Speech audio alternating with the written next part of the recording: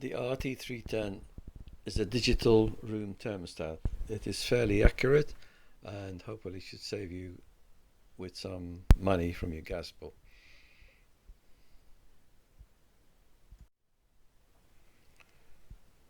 You need two AA batteries for this to work, and you get two batteries with the box, so you should be ready to go.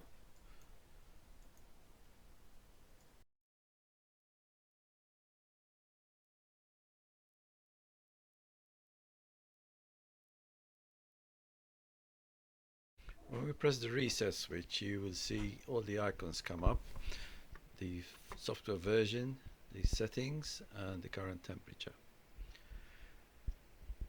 Pressing any button turns the backlight on. Using up and down arrows, we can set up the required temperature for the relay to come on to turn the heating on. So if we turn it above 25, you should hear the relay click. There you go. I'm going to turn it back down. You should hear now the click. The click is not that noisy. If it's away from your sitting room, it should be fine. The frost button is an on and off function. When you set the frost function to on, the thermostat should turn the heating on when it reaches below 5 degrees. Pressing the two arrows together puts the unit into sleep mode, so it saves battery. Pressing three buttons together goes into installer mode. There's installer mode 1, 2 and 3. To go between the functions, press the frost button again. As you will see, you can then change the parameters.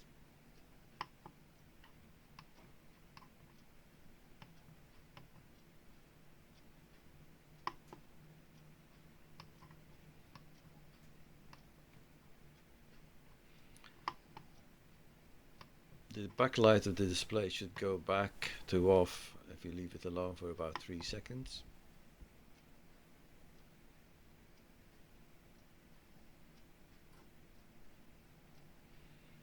You can now reset back to default.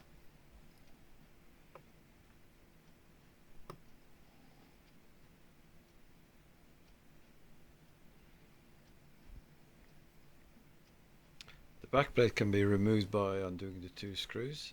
As you can see, I do them enough to take it out. So there you go, it won't come out, it's still stuck. And do some more, and it will come out.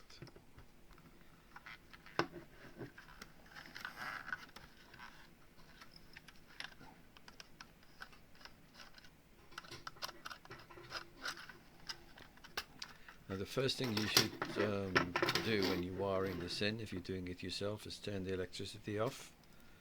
If you're not confident of what you're doing, you would obviously need to get a plumber in or an electrician, and hopefully that should work for you. There's two dip switches at the back. As you can see, one is for the 9 cycles per hour or 6 cycles per hour, and the span is for the accuracy, and I think it turns it to 0.25 C. When you turn switch 2 to on, I think it disables switch 1, but have a look at your documentation. Thanks very much for watching.